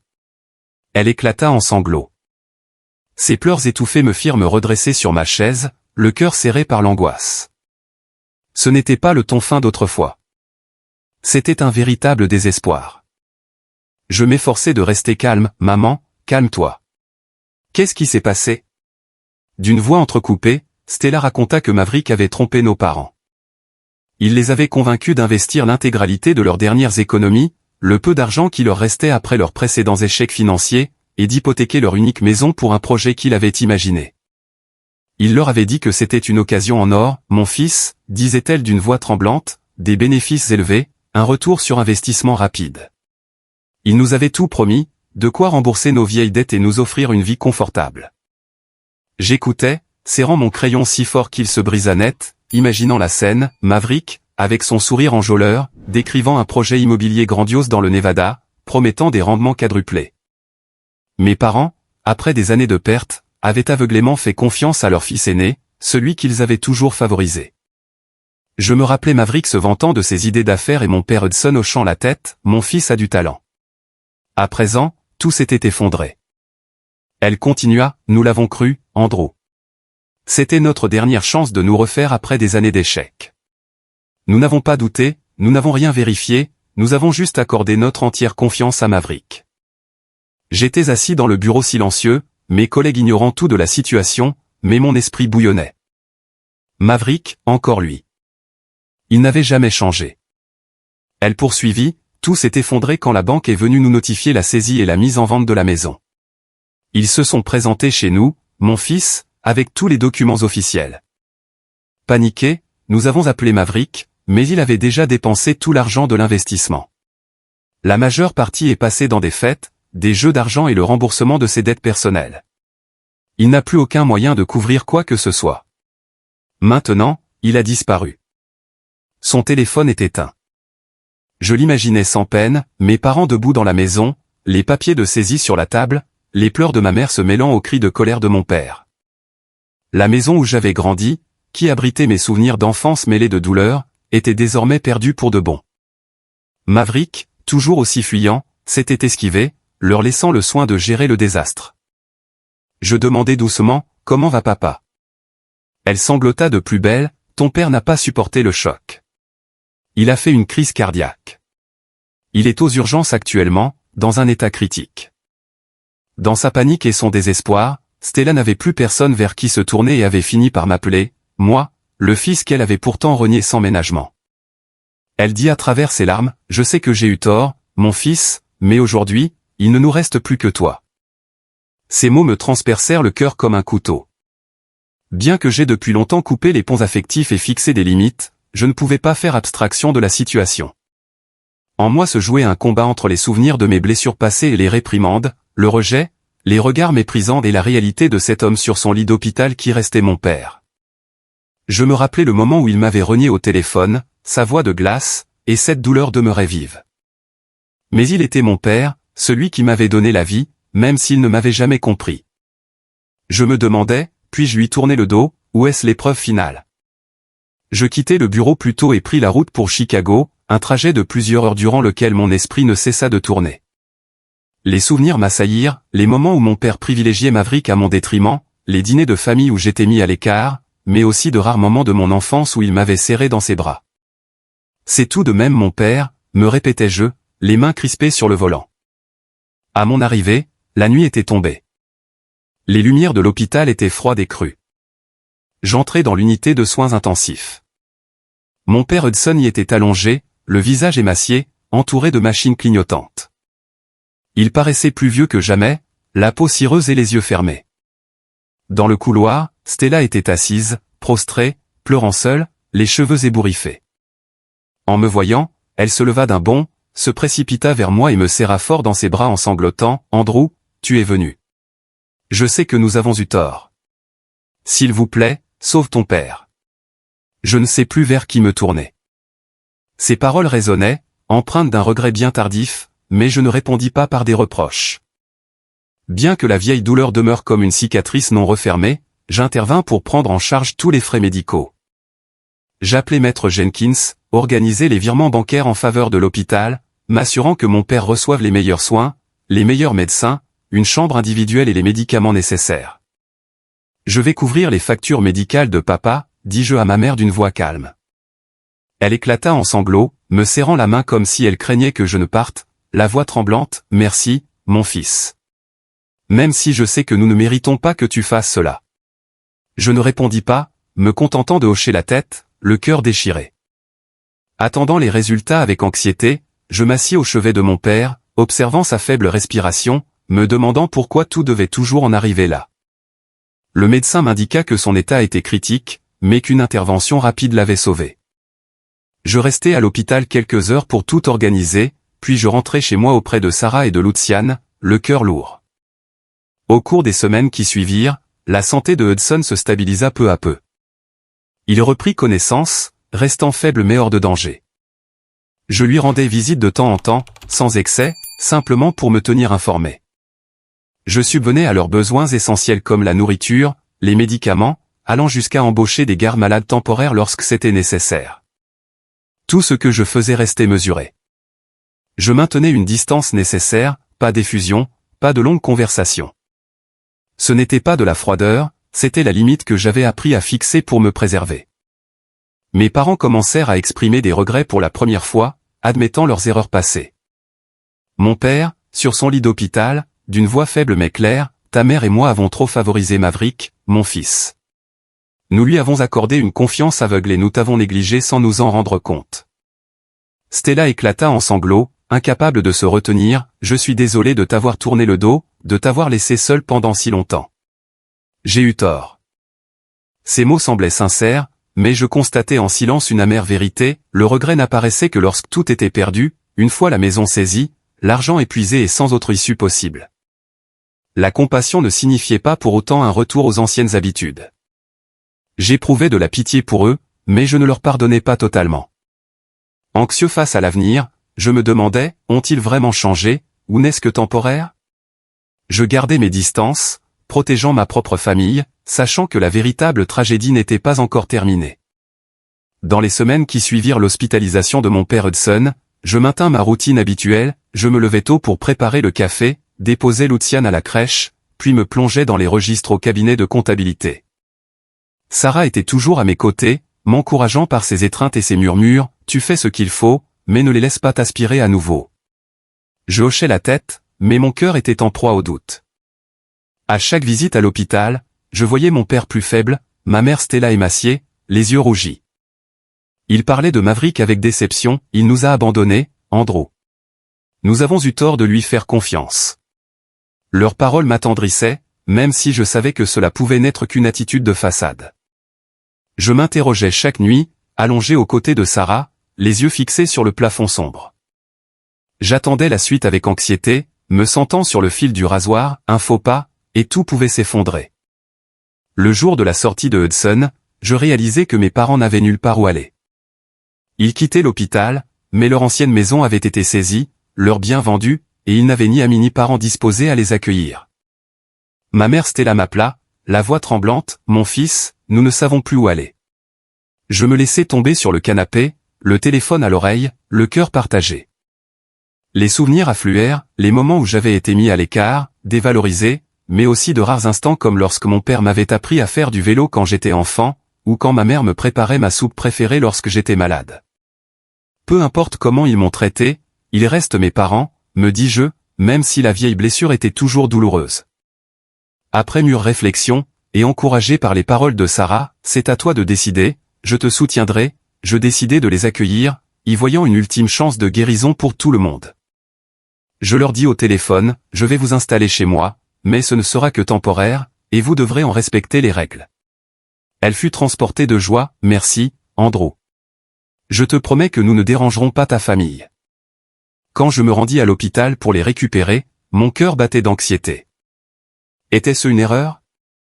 Mon père Hudson était en fauteuil roulant, poussé par ma mère, tous deux paraissant si frêles et fatigués. Sur le trajet du retour, l'atmosphère était d'un silence pesant, seul le murmure de la radio meublant l'espace. À notre arrivée, Sarah et Luciane les accueillirent chaleureusement, sans réserve ni ressentiment. Sarah serra Stella dans ses bras, je m'appelle Sarah, la femme d'Andrew. Je vous ai préparé une chambre. Je leur avais aménagé une chambre indépendante et tout équipée, disposant d'un lit double confortable, d'une armoire et même d'une petite télévision, veillant à ce qu'ils ne manquent de rien pour leur quotidien. J'achetais des provisions supplémentaires, leurs médicaments, et posais clairement mes conditions, vous resterez ici le temps de vous rétablir, mais j'ai des règles. On ne parle pas d'argent, et interdiction de contacter Maverick sans m'en informer. Ils hochèrent la tête vigoureusement, sans formuler d'objection. Les premiers jours se déroulèrent de manière plus chaleureuse que je ne l'avais espéré. La santé de Hudson s'améliora de façon notable. Il commença à marcher sans béquille, le teint plus coloré grâce au repas préparé par Sarah. Il me parlait davantage, abordant parfois des sujets anodins. Quand j'étais jeune, je faisais de la comptabilité comme toi, mais j'ai manqué de grandes opportunités. Je l'écoutais, me sentant plus léger, tout en conservant une certaine distance. Stella aidait Sarah pour la cuisine et le ménage. Elle faisait la vaisselle, pliait le linge et souriait joyeusement en regardant Luciane courir partout.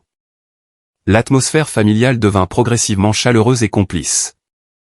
Nous partagions des repas animés par des rires. L'après-midi, les grands-parents racontaient des histoires à leurs petits-fils. Luciane semblait ravie de leur présence, jouant souvent avec son grand-père Hudson qui lui apprenait à assembler des formes, tandis que sa grand-mère Stella lui chantait des berceuses. Devant ce spectacle, mon cœur se réchauffait.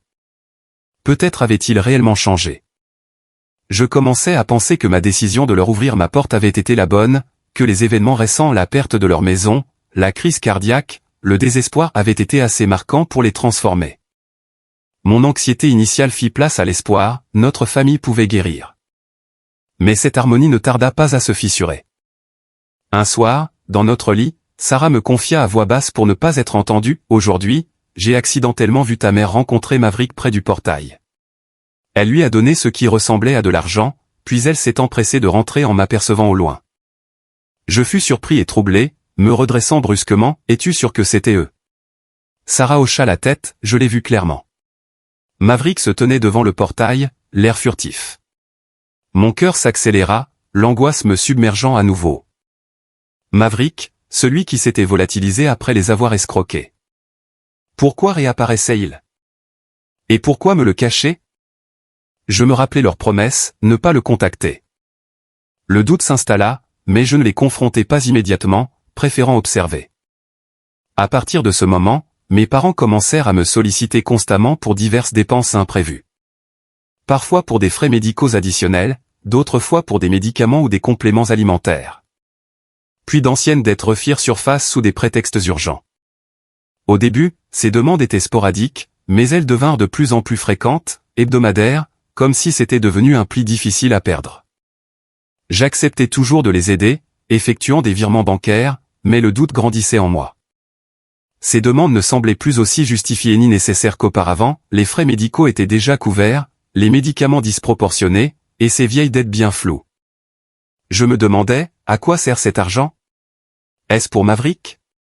Dans cette attente anxieuse, je commençais à surveiller discrètement la situation, vérifiant les factures et observant leur comportement. L'atmosphère de la maison restait chaleureuse en apparence, mais j'avais l'impression de marcher sur une corde raide, un faux pas, et tout s'écroulait. Un jour, je finis mon travail plus tôt et rentrai chez moi sans prévenir, une nouvelle habitude pour vérifier l'état des choses. La maison était silencieuse. Pas de traces de mes parents dans le salon. Pensant qu'ils se reposaient, je me dirigeai vers leur chambre, mes pas feutrés sur le parquet en bois.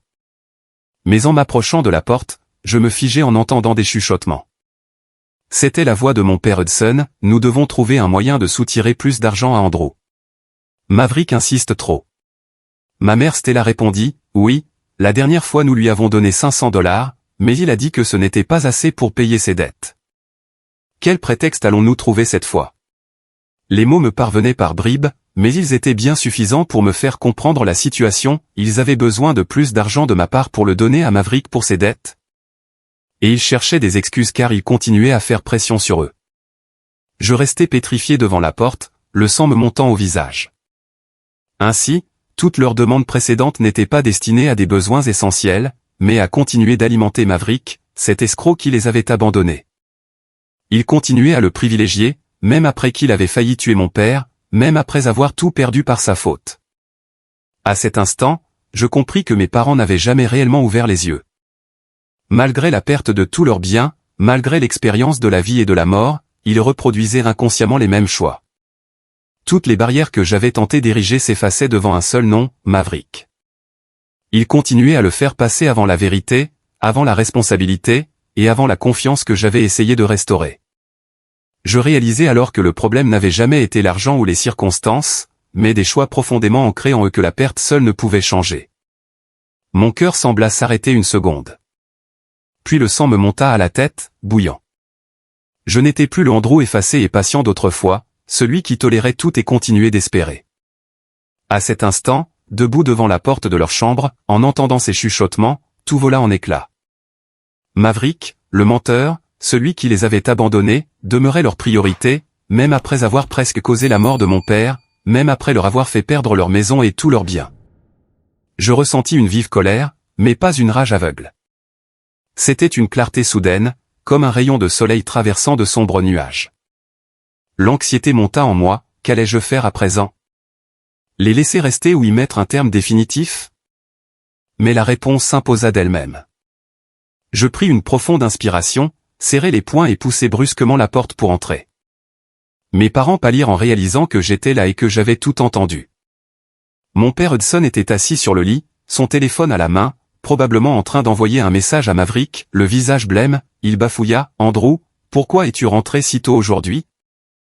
Ma mère Stella se leva d'un bond, la main sur la bouche, les yeux écarquillés par la panique. « Mon fils, ce n'est pas ce que tu crois.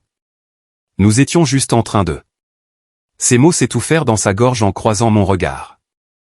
L'atmosphère dans la pièce devint soudain pesante, comme une bombe sur le point d'exploser.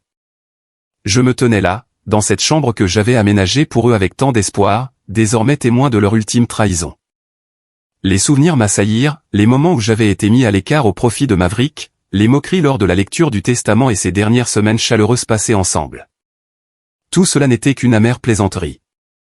Mon anxiété fit place à la détermination. Je me dis que c'en était assez, que cela ne pouvait plus durer. Sans chercher d'explications ni poser de questions, et refusant de me laisser guider par mes émotions, je leur ordonnai de rassembler leurs affaires et de partir immédiatement, d'une voix froide et sans l'ombre d'un tremblement. « Préparez vos bagages. Je vais appeler un taxi pour vous conduire dans un motel sur le champ. » Mon père Hudson se redressa, le visage rouge de colère. « Tu oses nous mettre dehors après tout ce que tu as fait ?» Ma mère Stella s'effondra en larmes, s'agenouillant pour me saisir la main. « Mon fils, je t'en prie, ne fais pas ça. Nous voulions seulement aider Maverick. C'est ton frère. » Je secouai lentement la tête, dégageant doucement ma main de son étreinte, et dis d'une voix basse mais ferme, « Il n'y aura plus d'autre chance. Je vous ai accordé la dernière, et vous l'avez trahi. » Réalisant que tout était découvert, mes parents paniquèrent. Ma mère Stella s'effondra sur une chaise, sanglotant. « Je t'en supplie. Je te promets que cette fois c'est vrai, nous allons couper les ponts avec Maverick. Je ne le contacterai plus. Accorde-moi une dernière chance. Je ferai ce qu'il faut cette fois-ci. » Elle s'accrochait à ma manche, ses larmes coulant sans fin, le regard terrifié. « Tes parents n'ont plus personne d'autre sur qui compter que toi. » Mon père Hudson ajouta rapidement d'une voix pressante et désespérée, « Je sais que j'ai eu tort, Andrew. J'admets tout, mais tu ne peux pas jeter tes parents à la rue ainsi. Nous sommes tout de même ta famille. » Ces paroles s'enchaînaient, dictées par le désespoir. Mais cette fois, elles ne m'atteignaient plus. J'avais entendu trop de promesses de ce genre à l'hôpital, lors de leur demande d'argent, au moment où ils avaient le plus besoin de moi. Et à chaque fois, les choses finissaient par reprendre leur cours habituel. Mon anxiété initiale s'était dissipée, remplacée par une froide certitude, il ne changerait pas. Et si je n'y mettais pas un terme maintenant, ce cycle ne s'arrêterait jamais. Je restai droit, d'une voix lente mais sans appel, je le répète une dernière fois, préparez vos affaires et partez aujourd'hui. Ma mère Stella redoubla de sanglots, secouant la tête, non, tu ne peux pas faire ça. Je t'en supplie. Je la regardai droit dans les yeux, prononçant chaque mot distinctement, si vous ne partez pas de vous-même, j'appelle la police. La pièce devint totalement silencieuse. Je poursuivis d'une voix égale, sans crier, mais de manière à ce qu'ils comprennent que je ne bluffais pas, je ne souhaite pas en arriver là, mais je le ferai s'il le faut. Vous avez 30 minutes. Mes mots brisèrent leur ultime espoir comme un coup près. Mon père Hudson marmonna des imprécations de rage, mais finit par se tourner pour faire ses bagages. Ma mère Stella ne cessa de pleurer, les mains tremblantes alors qu'elle rangeait ses vêtements dans ses sacs, ces vêtements que je leur avais achetés quand je croyais encore que les choses pouvaient changer. Ils quittèrent la maison d'un pas mal assuré, dans le silence le plus complet. Pas d'au revoir, pas de dernière supplique. Lorsque la porte se referma, je sus que je venais de mettre définitivement un terme à un cycle de souffrance qui durait depuis des années. Je restai à la fenêtre à regarder le taxi s'éloigner. Mon cœur était lourd, mais je me sentais aussi plus léger que jamais. Plus d'espoir vint, plus de déchirement, seulement la paix. Cette paix qu'il m'avait fallu bâtir de mes propres mains. Et pour la première fois depuis bien longtemps, je savais avec certitude que j'étais enfin libre. Ce soir-là, après que Luciane se fut endormie, je m'assis avec Sarah pour avoir une discussion franche. Nous nous installâmes à la table de la cuisine sous la douce lumière jaune, tenant nos tasses de thé chaud. Je lui racontai tout, depuis le moment où j'avais surpris leur conversation jusqu'à ma décision de les mettre dehors. Sarah m'écouta, les yeux brillants, je respecte ta décision. Mais à présent, nous devons planifier les choses à long terme. Je pris une profonde inspiration, nous devons quitter cet endroit, Sarah. Ce n'est pas pour fuir, mais pour protéger notre petite famille. Ils reviendront, et je ne veux pas que Luciane grandisse dans cette ombre. Elle hocha la tête, me serrant la main, je suis d'accord. N'importe où, tant que c'est avec toi et notre fils. Nous décidâmes ensemble de vendre la maison et de partir loin. Ce n'était pas un coup de tête, mais une démarche réfléchie. Pensant à ce nouvel avenir, je me dis, c'est un nouveau chapitre qui commence, sans l'ombre du passé. Je vendis rapidement la maison par l'intermédiaire de mon avocat, transférai mes fonds vers des placements sûrs et nous partîmes nous installer dans l'Oregon. Choisissant une petite ville côtière paisible nommée Astoria, avec ses rues pavées, sa brise marine salée et le bruit régulier de ses vagues. C'était assez loin pour couper définitivement les ponts avec mon ancienne famille. Pas de numéro de téléphone, pas d'adresse, pas de réseaux sociaux. La vente de la maison s'effectua par l'avocat, et nous commençâmes une nouvelle vie dans une maison en bois en bord de mer, dont le jardin offrait une vue sur l'océan. Le déménagement fut long mais pas pénible. Luciane était ravie de prendre l'avion pour la première fois, ouvrant de grands yeux sur tout ce qui l'entourait. Sarah, fatiguée, s'appuyait sur mon épaule tout en tenant notre fils endormi. Lorsque nous franchîmes le seuil de notre nouvelle maison, l'air frais s'y engouffra comme un vent balayant toute trace de fatigue. Je trouvai rapidement un emploi de comptable dans un petit cabinet financier de la côte. Rien de prestigieux, pas de concurrence acharnée, juste de quoi travailler selon mes compétences et mener une vie active et sereine. Les jours qui suivirent s'écoulèrent lentement et paisiblement, sans pression ni relations toxiques. Chaque matin, nous nous promenions en famille sur la plage. Luciane se baissait pour ramasser de petits coquillages tandis que Sarah plantait des fleurs sauvages près du porche. Plus d'appels tardifs, plus de regards calculateurs ni d'exigences dissimulées. L'appréhension liée à ce nouveau lieu s'estompa peu à peu, remplacée par une joie simple, cette paix que j'avais cru ne jamais pouvoir connaître. Sarah retrouva progressivement le sentiment de sécurité qu'elle avait perdu. Elle ouvrit une petite librairie en ville, où les clients réguliers venaient non seulement pour les livres, mais aussi pour discuter et échanger des nouvelles du quotidien. Je la voyais s'épanouir de jour en jour, sereine à sa manière. Luciane grandissait dans un environnement stable et chaleureux. Il fréquentait l'école locale, se liant rapidement d'amitié avec les enfants du quartier. Ses rires résonnaient dans la maison, clairs et insouciants. Chaque après-midi, nous nous rendions ensemble à la plage, le regardant bâtir des châteaux de sable avec enthousiasme, avant de les détruire dans de grands éclats de rire. Dans ces moments-là, je réalisais que ce que je chérissais le plus était ce rire préservé du passé, sans l'ombre des vieilles blessures. De temps en temps, il m'arrivait encore d'avoir des échos de mon ancienne famille par des connaissances, lors d'un appel pour prendre des nouvelles d'une tante, des bribes d'histoire sur Maverick ou sur mes parents, mais je ne les laissais plus occuper mes pensées. Je coupais court à ces conversations en leur souhaitant intérieurement le meilleur, puis je raccrochais. Je me tournais vers Luciane, me mettant à sa hauteur avec un sourire, alors, raconte-moi ce que tu as appris aujourd'hui. Et à cet instant, je savais que j'étais véritablement là où était ma place. Lors d'un voyage avec ma femme et mon fils, alors que nous longions la côte de l'Oregon, nous arrêtant dans de petites villes, dégustant des fruits de mer frais et admirant les couchers de soleil, je regardais Luciane parler sans s'arrêter avec enthousiasme d'une étoile de mer qu'il avait trouvée. Je me remémorais soudain tout ce parcours, le mépris subi lors de la lecture du testament, la trahison de ma famille, puis l'apprentissage de la pose de limites et le choix de la paix. Des larmes coulèrent sur mes joues, mais c'étaient des larmes de bonheur. L'anxiété avait disparu, laissant place à une sérénité totale. En repensant à tout cela aujourd'hui, je comprends que la famille n'a de sens que lorsqu'elle repose sur le respect et la sincérité. Les liens du sang ne sont pas un blanc-seing pour blesser les autres, et ils ne donnent à quiconque le droit d'exploiter ou d'imposer ses volontés au nom de la parenté.